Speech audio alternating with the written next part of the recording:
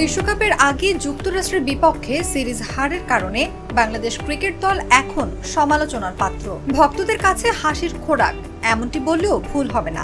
আইসিসির একটি সহযোগী সদস্য দেশের কাছে সিরিজ হারের পর সামাজিক যোগাযোগ মাধ্যমে হাস্যরসাত্মক ও ব্যঙ্গাত্মক দৃষ্টিতে দেশের ক্রিকেট নিয়ে নানা ধরনের মন্তব্য করেছেন নেটিজেনরা। শ্রীলঙ্কার বিপক্ষে ম্যাচ দিয়ে বিশ্বকাপ মিশন শুরু করবে বাংলাদেশ। তার আগে আজ বৃহস্পতিবার অনুশীলনও বেশ ভালোভাবেই সেরেছেন টাইগাররা। অনুশীলন শেষ করে ড্রেসিং রুমের দিকে ফিরছিলেন সাকিব।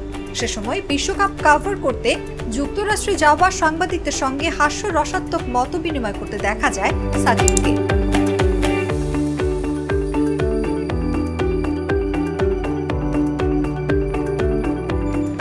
বাংলাদেশের বিশ্বকাপ যাত্রার আগে হয়তো সাকিবের সঙ্গে দলের কোনো দোয়া নিয়েই কথা বলছিলেন সাংবাদিকরা। সে সময় সাংবাদিকদের সঙ্গে মজার ছলে সাকিব বলেন, আমরা তো মায়ের দোয়া টিম হয়ে গেছি, দোয়া চাওয়া বন্ধ করে দিয়েছে। সাকিবের এমন মন্তব্য শুনে সাংবাদিকদের মধ্যে হাসির রোল পড়ে যায়।